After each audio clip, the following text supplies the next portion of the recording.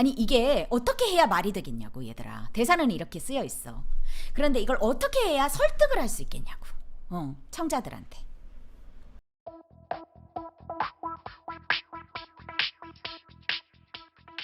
여러분들이 한 단문을 이제 분석을 하는 방향을 잡으실 때 어떤 식으로 이제 그림은 많단 말이에요. 우리 지난 시간에도 말했지만 정답이 없어요. 연기의 단문은. 그러니까 여러분들이 창조해 나가기 나름이에요. 그래서 이런 식으로 이제 퍼즐 조각을 맞춘 거예요. 시나몬께서는. 그래서 우리가 하나의 어떠한 그림, 부잣집만 사모님 이런 그림들이 우리가 떠올랐습니다. 그리고 얘는 지금 마음이 다 없구나. 남자애한테 전혀 그런 게 없구나. 아주 싹을 잘라내려고 하는구나 라는 걸 우리가 느낄 수가 있어요. 그런데 이 그림 말고 다른 그림들이 여러 가지가 있고 여러분들이 이걸 그림을 보면서 이 글을 보면서 이제 머릿속으로 떠오른 그 그림들이 있으실 텐데 자, 이런 식으로 가져갔을 때 제가 봤을 때는 가장 놓치게 되는 리스크가 공감대입니다. 네. 이 아이를 좋게 보기가 힘들어요. 그리고 우리 아까 악역처럼 들렸다라고도 하셨고 여름님께서 상대방이 불쌍하게도 느껴졌다라고 했거든요. 상대방이 사실 불쌍한 그림도 있을 수는 있죠. 나는 악역이고 상대는 불쌍해. 이 장면 끝나고 나면 상대 막 이렇게 속상해하면서 돌아가고 되게 막 슬퍼하고 막 이런 그림이 그려지는 어떠한 그 드라마일 수도 있죠. 근데 그거는 이제 전체적인 드라마에서 이 아이가 뭘 차지하는지 효과적으로 이제 감독이 써야 되는 부분인 거고 우리는 이 장면만 연기를 할 거기 때문에 이 장면을 최선을 다해서 좋은 그림으로 표현해내는 게 우리가 단문 연기를 잘하는 방식의 분석하는 길일 겁니다. 그렇게 했을 때 거의 좀 필수적으로 붙는 단문 분석은 이런 식으로 하면 잘 나온다 라고 할 때 가장 1번 요소처럼 붙는 게 공감대 형성이죠.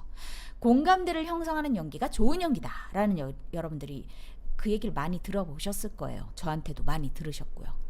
그래서 저한테 수업을 들으시는 분들은 아마 선생님이 원하는 방향대로 연기를 하려고 할 것이고 그럴 때 공감대 형성하는 것을 신경을 쓰실 것이고 공감대 형성하기에 가장 좋은 방법이 ifI를 하는 거죠. 그래서 여러분들이 ifI를 하려고 노력을 하실 겁니다. 그래서 이 아이가 공감대 형성이 안 돼요. 그래서 저 같으면 이 그림 안 그리겠어요. 다른 그림을 찾겠어요. 왜냐면 좋은 평가를 받기가 어려울 것 같거든요. 자, 우리 신호님께서 받은 분석표를 좀 볼까요? 성수동까지 찾아가서 바람의 증거를 잡았을 정도면 나는 생각보다 훨씬 집요하고 성격이 있는 사람 같다. 또한 바람은 절대 참을 수 없어서 아예 사전에 차단을 하자는 성격인 것 같기도 하다. 그렇다면 깔끔하고 똑부러지는 성격일 가능성이 높다. 자, 봅시다. 깔끔하고 똑부러지는 성격의 사람은 연애도 그렇게 깔끔하고 똑부러지게 할 수 있습니까? 사랑했는데.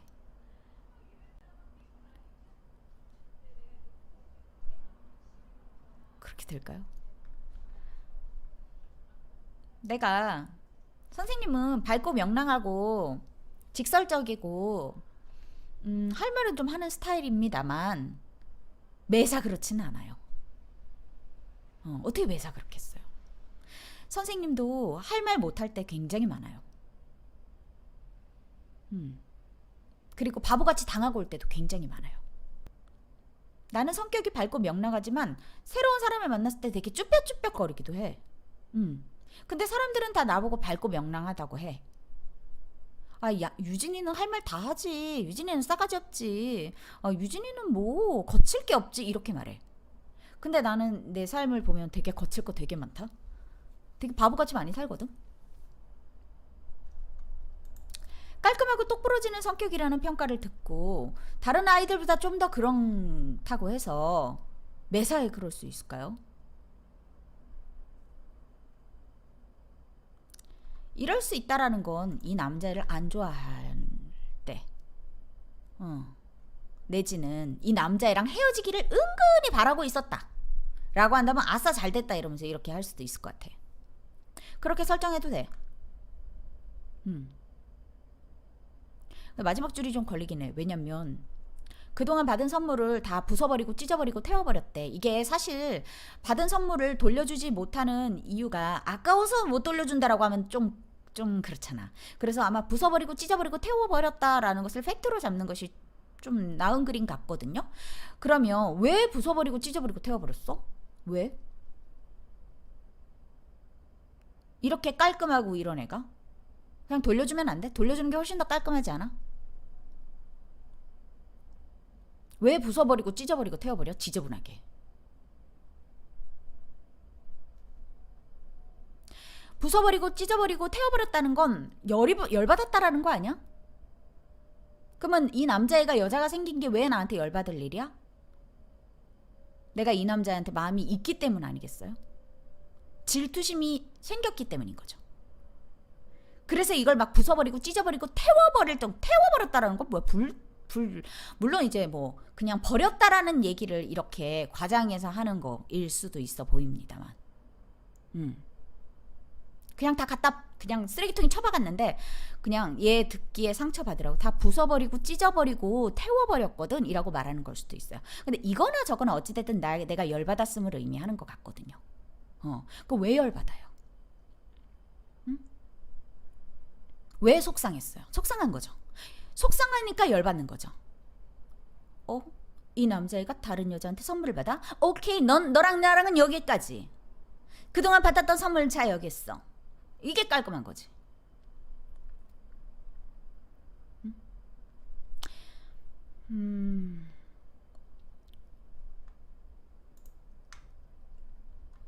그래서 여러분들이 이렇게 깔끔하고 똑부러지는 사람의 연기를 한다라는 것을 선생님 좀 믿을 수가 없네요.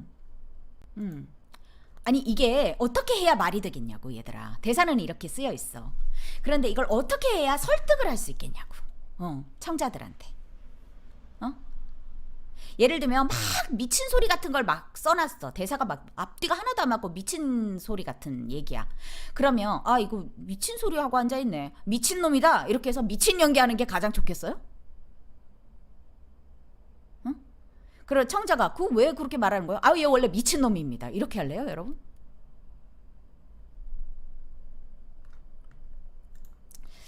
좀 더 나은 게 있지 않을까? 여러분들은 그 정도는 배운 것 같은데. 대사 자체가 나이가 많은 사람이 아랫사람을 대하든 말하는 경향도 느껴지는 걸 보니 연상연하 커플일 가능성도 있겠다. 그렇다 한들 가르치려는 느낌이 들면 좋은 그림은 아닐 것 같다. 너무 가르치려고 들었지. 그야말로 정이 떨어져서 숨기려는 생각도 의지도 없는 것 같아서 진짜 너랑 나랑은 끝이다 이렇게 말하는 장면이어야 될 것 같다. 결혼까지 생각했던 사이인데 왜 그렇게 정이 다 떨어질 수가 있어? 응? 결혼까지 생각했던 사람인데 바람을 폈으면 화딱지가 나서 끝내기로 마음먹는 건 되지만 왜 깨끗해져 내 감정이. 결혼까지 생각했는데 어떻게 그렇게 돼? 로봇이야? 어떻게 그렇게 돼? 그러니까 그렇게 되는 사람이 있을 수도 있어. 100에 하나 있다고 해. 왜 그 아이를 선택해?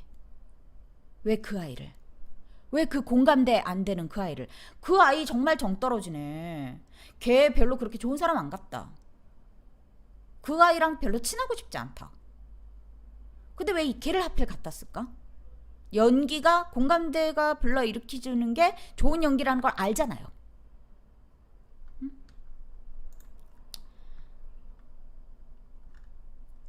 자, 이렇게 바람에 치를 떠는 경우 가족사와도 관계가 있으면 좋겠다. 바람피는 아버지 밑에서 자라서 엄마가 상처받는 모습을 봤다면 나는 절대로 바람피는 남자는 안 만날 거라는 마음으로 살아왔기 때문에 조금의 바람기도 용서할 수 없다면 가능할 것 같다. 네, 좋은 생각입니다.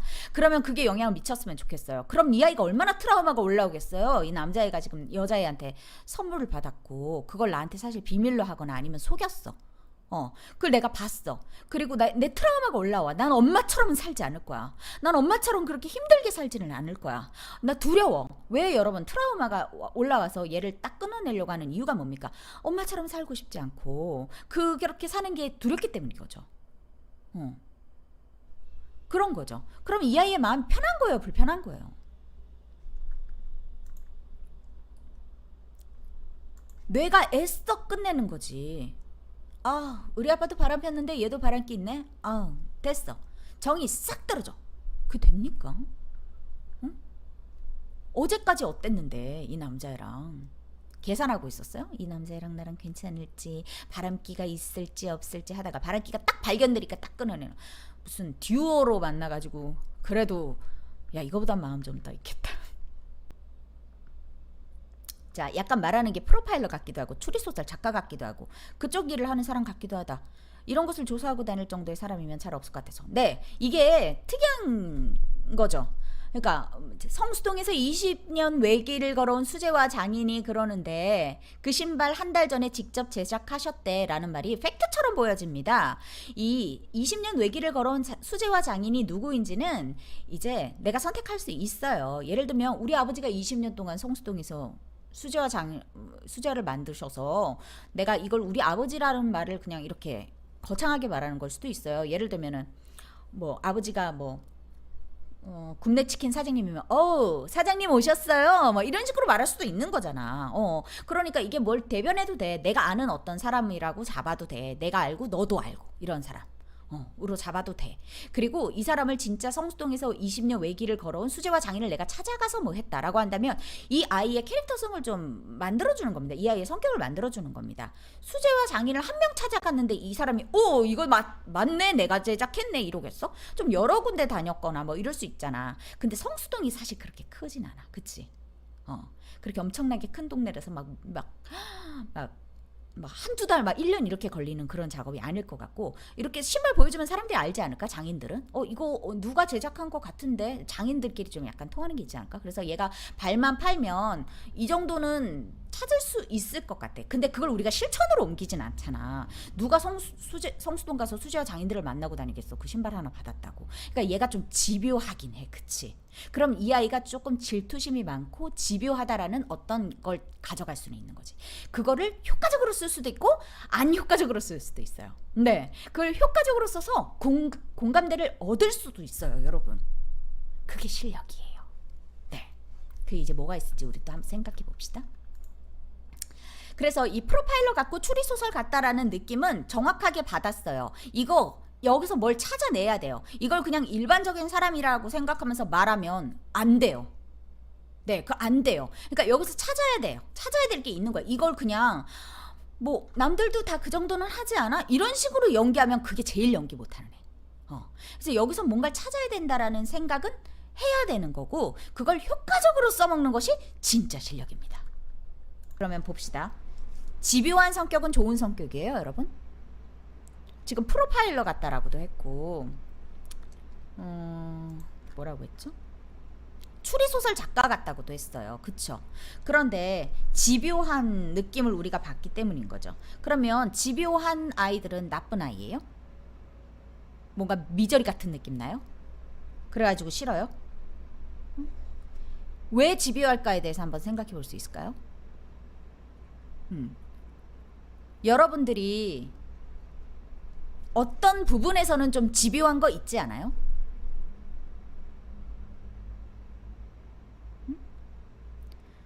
이 대사가 여러분들한테 오해의 소지를 많이 불러일으키게 하는 대사입니다. 성수동에서 20년 외길을 걸어온 수지와 장인이 그러는데 그 신발 한 달 전에 직접 제작했다. 뭐야? 성수동 가서 다 뒤지고 이러는 애야? 어머 재수없는 년이네. 이렇게 생각을 하게 되는 거예요. 그러면 여러분들이 이 화자를 이해해줄 마음이 하나도 없는 거죠. 그쵸? 그래서 그런 생각이 든다면 그거는 이렇게 생각의 전환을 하시는 게 좋아요. 그쵸? 그럼 어떻게 하면 생각의 전환을 할 수 있을까를 봤을 때 이 아이가 지금 이 부분에서 굉장히 집요하게 군단 말이에요. 그러면 봅시다. 나 집요한 거 있을 수 있어요? 우리 강글라스님 어떤 부분에서 굉장히 집요한 거 있어요? 우리 하루님 어떤 부분에서는 내가 진짜 징그럽고 집요하다라고 느껴지는 거 있어요? 우리 놀자님 있어요? 그런 거 있으면 되죠. 얘는 이 바람이라든지 이런 부분에서 굉장히 민감한 애다라고 선택을 하신다면 그 이유는 또 찾아줘야 됩니다. 우리 아까 시나몬님 잡은 것처럼 아버지가 바람 펴서 엄마가 평생 고생하는 걸 봤다라는 것도 괜찮고 내 전 남자친구가 바람 나가지고 내가 된통 당한 적이 있다라고 잡으셔도 되고요. 그리고 내 친구가 이런 걸 내가 보면서 아주 학을 띄었다라고 잡으셔도 됩니다. 뭐 어찌됐든 내가 바람에 어떻게 이렇게 민감한 아이다. 내지는 선물 받는 거에 대한 게 민감한 아이다. 뭐 이런 식으로 잡으셔도 돼요. 근데 어찌됐든 얘한테 이게 아킬레스건이면 되는 거야. 그러면 그 부분에서 얘가 좀 집요하게 좀 굴면 어때? 내지는 좀 우리가 좋게 생각해보면 이럴 수 있습니다. 질투심이 많은 애다.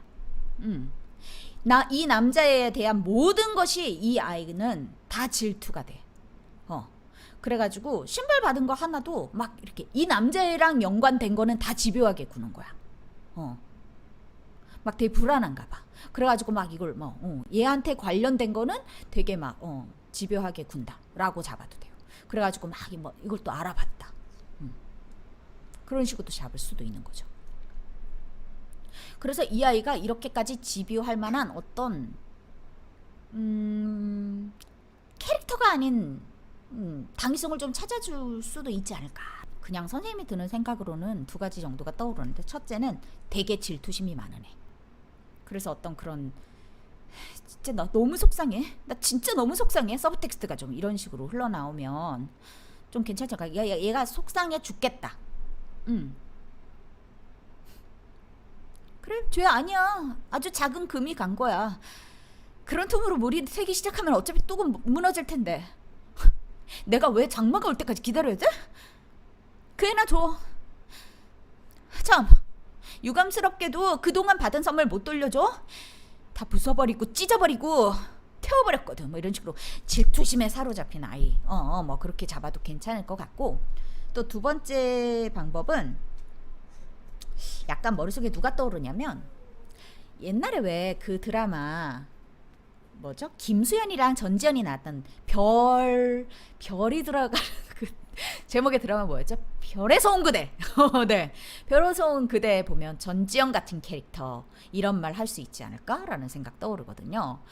그래서 그 별에서 온 그대 보면 좀 이렇게 나쟨 척하는데 뭐 되게 잘난 척하는데 뭐 약간 좀 쟨 척하는 거지. 걔가 밉진 않잖아. 그러니까 얘가 약간 지금 걔 그리고 성수동에서 막 성수동 뒤져가지고 막 수제화 장인 막 찾아낼 것 같지 않아? 약간 그럴 것 같지 않아?